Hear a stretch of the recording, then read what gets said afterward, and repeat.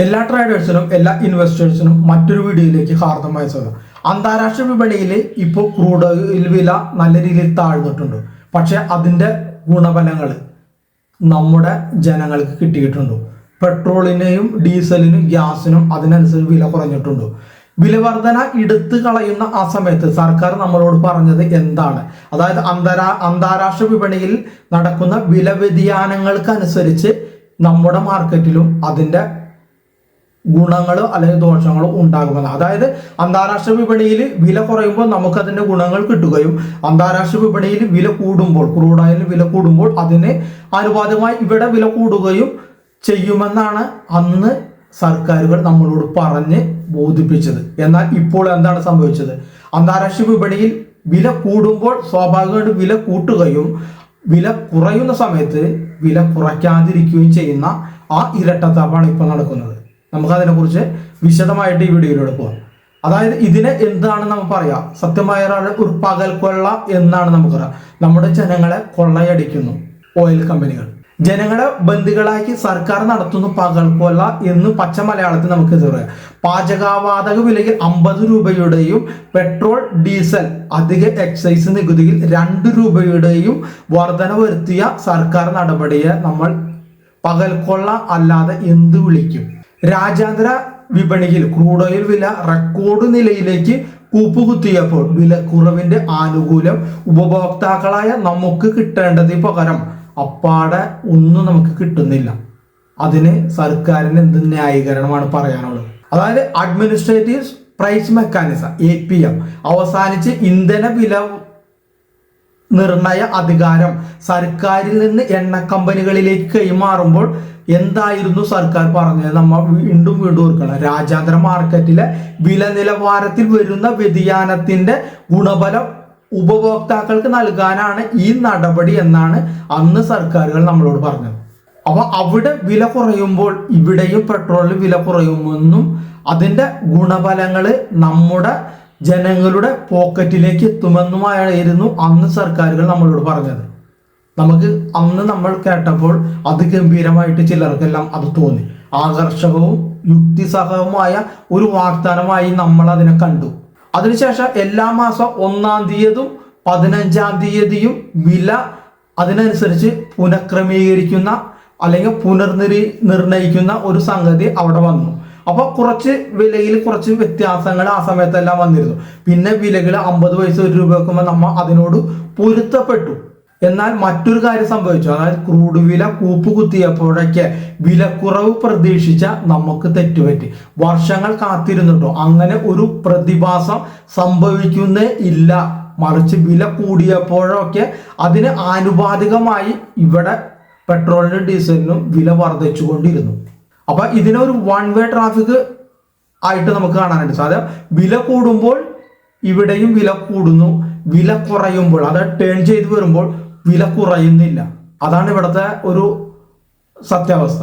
അപ്പോൾ ഇപ്പോൾ 50 രൂപ ഗ്യാസിന് വില കൂട്ടിയപ്പോൾ സർക്കാരുകൾ എന്താണ് നമ്മളോട് പറഞ്ഞിരുന്നത്? അതായത് കഴിഞ്ഞ സാമ്പത്തിക വർഷം രാജ്യാന്തര LPG വില 63% വർദ്ധിച്ചിട്ടും ജനങ്ങൾക്ക് കുറഞ്ഞ വിലയ്ക്ക് സിലിണ്ടർ വിറ്റത് മൂലം എണ്ണ കമ്പനികൾക്ക് 41,338 കോടി രൂപയുടെ നഷ്ടമുണ്ടായെന്നും ഇത് നികത്താനാണ് നികുതിയിലും സിലിണ്ടർ വിലയിലുമുള്ള വർധനവ് എന്നാണ് സർക്കാരുകൾ ഈ വിലക്കയറ്റത്തെ കുറിച്ച് നമ്മളോട് പറഞ്ഞത്. എന്നാൽ ഇതിന് വല്ല അടിസ്ഥാനവും ഉണ്ടോ? അപ്പൊ കണക്കുകളാണ് നമ്മളോട് സത്യം പറയുന്നത്. നമുക്ക് നോക്കാം ആ കണക്കുകൾ എന്താണെന്നുള്ളത്. അതായത് 2023-2024 സാമ്പത്തിക വർഷത്തിലെ എണ്ണ കമ്പനി ഹിന്ദുസ്ഥാൻ പെട്രോളിയം എന്നീ പൊതുമേഖല എണ്ണ കമ്പനിയുടെ മൊത്തത്തിലുള്ള അറ്റാദായം എടുത്തു കഴിഞ്ഞാൽ 81,000 കോടി രൂപയാണെന്ന കണക്കുകളും മുൻ വർഷത്തേക്കാൾ വളരെ ഉയർന്ന ഘട്ടമാണ് ഇതെന്നും നമുക്ക് കണക്കുകൾ നോക്കിയാൽ നമുക്ക് മനസ്സിലാകും. അതുകൂടാതെ ഈ കമ്പനികളെല്ലാം ഇന്ത്യയിലെ എല്ലാ എണ്ണ കമ്പനികളും നല്ല ലാഭത്തിലാണ് പ്രവർത്തിക്കുന്നത് എന്ന് നമുക്ക് അവരുടെ കണക്കുകൾ വെച്ച് നോക്കിയാൽ നമുക്ക് അതും മനസ്സിലാവും. ഓരോ വർഷം എടുത്തു നോക്കിയാൽ അവരുടെ ലാഭം കുതിച്ചുയർന്നുകൊണ്ടിരിക്കുക. അതായത് 2020-21 വെറും 3,000 കോടിയായിരുന്നു. അപ്പോൾ അവരുടെ ആ വളർച്ച നോക്കും. 3,000 കോടിയിൽ നിന്നാണ് 10,000 കോടിക്ക് മുകളിലെ ലാഭം നേടിയത്. ഏറ്റവും ഒടുവിലത്തെ സാമ്പത്തിക വർഷമായ ഈ സാമ്പത്തിക, അതായത് 2024-25 4 പാദങ്ങളിൽ എടുത്തു IOCയുടെ ലാഭം 10,534 കോടി രൂപയാണ്. അതുകൂടാതെ 2024-25 സാമ്പത്തിക വർഷത്തിൽ ഈ ലാസ്റ്റ് പാദത്തിലെ റിസൾട്ട് വന്നിട്ടില്ലെങ്കിൽ കൂടിയും അതിന് മുമ്പത്തെ 3 പാദങ്ങളിൽ എടുത്തു ഭാരത് പെട്രോളിയത്തിന്റെ ആ വരുമാനം 10,061 കോടി രൂപയാണ്. മന്ത്രി പറഞ്ഞത് എന്താണ്? നഷ്ടം നികത്താനാണെന്നുള്ളത്. അപ്പൊ അത് നമ്മൾ കണക്ക് വെച്ച് നോക്കുമ്പോൾ അതൊരു പൊള്ളയായ അവകാശവാദമാണെന്ന് നമുക്ക് ഈ കണക്ക് വെച്ചാൽ നമുക്ക് മനസ്സിലാവില്ലേ. മറ്റൊരു കാര്യം കൂടി നമ്മൾ പ്രത്യേകം മനസ്സിലായത്, പാചകവാതക വില 50 രൂപ കൂട്ടി അപ്പോൾ സബ്സിഡി അവശേഷിക്കുന്ന, അതായത് പ്രധാനമന്ത്രി ഉജ്ജ്വൽ യോജനയിൽ പെട്ടവരെയും അതിൽ നിന്ന് ഒഴിവാക്കിയിട്ടില്ല, അവർക്കും ഈ വില വർധന ബാധകമാണ്. അപ്പൊ ഇതുണ്ടാക്കാൻ പോകുന്ന പ്രത്യാഘാതങ്ങൾ വിലയിരുത്തിയാൽ നമുക്ക് കാണാൻ കഴിയുന്ന വസ്തുത എന്ന് വെച്ചാൽ ഈ വിഭാഗത്തിൽ വലിയൊരു വിഭാഗത്തിൽ 93.4 ദശലക്ഷം ഗുണഭോക്തൃ കുടുംബങ്ങളിൽ ഏകദേശം 9.2 ദശലക്ഷം കുടുംബങ്ങൾ ഒരിക്കൽ പോലും ഈ റീഫിൽ ചെയ്തിട്ടില്ല ഈ പാചകവാതകങ്ങൾ. അതുകൂടാതെ 10 ദശലക്ഷം കുടുംബങ്ങൾ ഒരിക്കൽ മാത്രമേ റീഫിൽ ചെയ്തിട്ടുള്ളൂ വർഷത്തിൽ. അപ്പൊ അങ്ങനെ വരുമ്പോൾ ഈ വില വർധന വരുമ്പോൾ എന്താണ് സംഭവിക്കുക?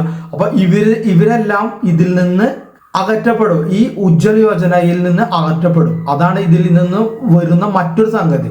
2013 നമുക്കറിയാം ഈ ഗാർഹിക സിലിണ്ടറിന്റെ വില 411 രൂപ ആയിരുന്നു. ഇപ്പോഴത് 862 രൂപ നമുക്ക് കൊടുക്കണം. അതിനനുസരിച്ച് മറ്റു പല ഇതിലും വില കൂടിയിട്ടുണ്ടെന്നുള്ള വസ്തുതയാണ്. അതായത് ശമ്പളത്തിൽ വില വർധന ഉണ്ട്, എല്ലാത്തിലും വില വർധന ഉണ്ട്. പക്ഷെ ഇതിലും വില വർധന ഉണ്ടെന്നാണ് നമ്മൾ പറയുന്നത്. പക്ഷെ മറ്റൊരു ഞെട്ടിക്കുന്ന യാഥാർത്ഥ്യ സംഗതി, ക്രൂഡ് വില ഇത്രയും താഴ്ന്നു നിൽക്കുമ്പോൾ അതിന്റെ ചെറിയൊരു മേന്മയോ അല്ലെങ്കിൽ ചെറിയൊരു ഗുണഫലങ്ങളും ഉപഭോക്താക്കൾക്ക് കിട്ടണ്ടേ എന്ന ചോദ്യം ഇവിടെ ഉയരുന്നുണ്ട്. നമുക്കറിയാം 2025 ജനുവരി 15 ക്രൂഡ് ഓയിൽ വില എത്രയായിരുന്നു? $82 ആയിരുന്നു. ഇപ്പോൾ ക്രൂഡ് ഓയിൽ വില എത്രയാണ്? $61. ഇത്രയും കുറഞ്ഞു നിൽക്കുമ്പോൾ അതിന്റെ ഗുണഫലം പോലും നമ്മുടെ ജനതയ്ക്ക് കിട്ടുന്നില്ല എന്നത് ഒരു ദുഃഖകരമായ സത്യമാണ്. അപ്പൊ ഇങ്ങനെ ഇതിന്റെ ഗുണഫലങ്ങൾ ജനങ്ങൾക്ക് കൊടുക്കേണ്ട സമയത്താണ് ഇങ്ങനെ വർധനവ് സർക്കാർ വരുത്തുന്നത് എന്നത് ഒരു ദുഃഖ സത്യം തന്നെയാണ്. മറ്റൊരു സത്യം കൂടി ഇതിൽ ഒളിഞ്ഞെടുക്കുന്നുണ്ട്. എന്താണെന്ന് അറിയോ? അതായത് രാജ്യാന്തര വിപണിയിൽ ക്രൂഡ് ഓയിൽ വില ഒരു റേറ്റ് ഉണ്ട്, അതിനേക്കാൾ കുറഞ്ഞ വിലയ്ക്കാണ് 3 വർഷമായി ഇന്ത്യ റഷ്യയിൽ നിന്ന് ക്രൂഡ് ഓയിൽ ഇറക്കുമതി ചെയ്യുന്നത്. കാരണം റഷ്യ യുക്രൈൻ യുദ്ധത്തിന്റെ അനന്തര ഫലമായിട്ടാണ് ആ ഗുണഫലങ്ങൾ നമുക്ക് ലഭിച്ചത്. അതായത് റഷ്യക്കെതിരെ ഉപരോധം ഏർപ്പെടുത്തിയപ്പോൾ അവർക്ക് നിൽക്കക്കളി ഇല്ലാതായപ്പോൾ അവരുടെ ക്രൂഡ് ഓയിൽ യൂറോപ്യൻ രാജ്യങ്ങളിലേക്ക് കയറ്റുമതി ചെയ്യാതെ കെട്ടിക്കിടന്നപ്പോൾ കുറഞ്ഞ വിലയ്ക്ക് അവർ ഇന്ത്യക്ക് ക്രൂഡ് ഓയിൽ നൽകാൻ തയ്യാറാവുകയും ഇന്ത്യ അത് കുറഞ്ഞ വിലയ്ക്ക് വാങ്ങുകയും ചെയ്തു. അന്ന് ക്രൂഡ് ഓയിൽ വില വളരെ അധികം നിൽക്കുന്ന സമയത്തും ഏകദേശം $60 നിരക്കിലായിരുന്നു ഇന്ത്യക്ക് ക്രൂഡ് ഓയിൽ കിട്ടിയിരുന്നത്. ഈ ക്രൂഡ് ഓയിൽ മറ്റ് മാർഗങ്ങളിലൂടെ ഇന്ത്യ തന്നെ യൂറോപ്യൻ കൺട്രീസിൽ കൊണ്ടുപോയി വിറ്റിട്ട് അവിടെ നിന്നും നമ്മുടെ രാജ്യത്തിലേക്ക് നല്ല ലാഭം നേടിയില്ല. അതൊക്കെ നല്ല കാര്യമാണ്. നമ്മുടെ രാജ്യത്തിന് കുറഞ്ഞ വിലയ്ക്ക് ക്രൂഡ് ഓയിൽ റഷ്യയിൽ നിന്ന് മേടിച്ചിട്ട് യൂറോപ്യൻ കൺട്രിയിലേക്ക് കൂടിയ വിലയ്ക്ക് നമ്മുടെ രാജ്യത്തിന്റെ ആ സമ്പദ്ഘടനയെ ഉയർത്തും. അതെല്ലാം നല്ലതാണ്, അതിനോടെല്ലാം നമ്മൾ യോജിക്കുന്നു. പക്ഷെ അതിന്റെ ഇത്തിരിയെങ്കിലും ശതമാനം നമുക്കും കിട്ടണ്ടേ എന്ന ചോദ്യമാണ് ഇവിടെ ഉയരുന്നത്. മറ്റൊരു സംഗതി ഉണ്ട്, നമുക്ക് അതിന്റെ ഓരോ ടാക്സും എടുത്തു നോക്കിയാൽ, അതായത് ടാക്സ് കിട്ടുന്നതിന് പകുതി സംസ്ഥാന ഗവൺമെന്റിനും ടാക്സ് കിട്ടുന്നതിന് പകുതി സെൻട്രൽ ഗവൺമെന്റിനുമാണുള്ളത്. പക്ഷെ ഈ ഒരു ഉൽപ്പന്നം, പെട്രോളിയം അല്ലെങ്കിൽ ഡീസൽ, ഈ ഉൽപ്പന്നത്തിന് മാത്രമേ അടിസ്ഥാന വിലയേക്കാൾ നികുതി ചുമത്തുന്ന ഏക വസ്തു പെട്രോളിയം ഉൽപ്പന്നങ്ങളാണെന്നുള്ള യാഥാർത്ഥ വസ്തു നമ്മൾ മറക്കരുത്. അപ്പൊ ഈ കെടുതിയിൽ നിന്ന് ഒരു മോചനം നേടാനാണ് ചിലർ പറയുന്നത്, അതായത് പെട്രോളിയം ഉൽപ്പന്നങ്ങളെ GSTയിലേക്ക് മാറ്റണമെന്ന വാദം ഉയർത്തുന്നത്. എന്നാൽ ഇതിനെ എതിർക്കാൻ രണ്ടു കൂട്ടരും ഉണ്ട്, അതായത് സംസ്ഥാനങ്ങളും ഉണ്ട്, കേന്ദ്രവും ഉണ്ട്. ജനങ്ങളുടെ പെടലിക്ക് വെക്കുക എന്നതാണ് അവർ രണ്ടുപേരുടെയും നയങ്ങൾ. കാരണം എന്താണ്? GSTയിലേക്ക് വിട്ടു കഴിഞ്ഞാൽ ഏറ്റവും ഉയർന്ന സ്ലാബായ 28% ടാക്സ് വരുന്നുള്ളൂ. അപ്പോൾ പോലും ഇത്രയും തുക നമുക്ക് പെട്രോളിനോ ഡീസലിനോ നൽകേണ്ടി വരുന്നില്ല. അപ്പോൾ ജനങ്ങൾക്ക് കുറച്ചും കൂടി ഒരു ആശ്വാസം കിട്ടിയാണ്. അപ്പൊ ഇതൊരു പൊന്മുട്ടയിടുന്ന ഒരു താറാവാണ്. ഈ പൊന്മുട്ടയിടുന്ന താറാവിനെ കൊല്ലാനായിട്ട് ആരും തയ്യാറാവുന്നില്ല. അപ്പൊ അതുകൊണ്ട് GSTയിലേക്ക് മാറ്റാനും കേന്ദ്രവും സംസ്ഥാനങ്ങളും ഒരിക്കലും തയ്യാറാവില്ല. അവസാനമായിട്ട് ഒന്നുകൂടിയാണ് പറയാൻ ആഗ്രഹിക്കുന്നത്. എന്നാൽ ഈ വളരെ അധികം അധികരിച്ച ഈ നികുതി ഭാരം കൊണ്ട് ഒന്ന് നിവർന്നു നിൽക്കാൻ കഴിയാത്ത അവസ്ഥയിൽ എത്തിയിരിക്കുകയാണ് ഇവിടുത്തെ സാമാന്യമായ ജനങ്ങൾ, അതായത് സാധാരണക്കാര്. അതിൽ നിന്നൊരു മോചനം അവർ ആഗ്രഹിക്കുന്നുണ്ട്. വീണ്ടും കൂടുതൽ ഭാരം എടുത്തു വെക്കാൻ പാകത്തിൽ മുതുക് ഇനി ചായച്ച് കൊടുക്കാനായിട്ട് അവർക്കാവില്ല. അതുകൊണ്ട് തന്നെ നികുതി ഘടനയിൽ ഒരു മാറ്റം അവർ പ്രതീക്ഷിക്കുന്നുണ്ട്. അനിവാര്യമാണ് ആ മാറ്റം. അപ്പൊ ഈ പകൽക്കൊള്ള ഒന്ന് അവസാനിപ്പിക്കേണ്ടിയിരിക്കുന്നു, വിനീതമായി അഭ്യർത്ഥിക്കുകയാണ്. അപ്പൊ ഇത്രയുമാണ് ഈ വീഡിയോയിലൂടെ നിങ്ങളുമായി ഷെയർ ചെയ്ത കാര്യങ്ങൾ. വീഡിയോ ഇഷ്ടപ്പെട്ടിട്ടുണ്ടെങ്കിൽ മറ്റുള്ളവർ ഷെയർ ചെയ്യാനുള്ള ഒരു സന്മനസ്സും കൂടി കാണിക്കുക. വീഡിയോ കണ്ട എല്ലാവർക്കും നന്ദി, നമസ്കാരം.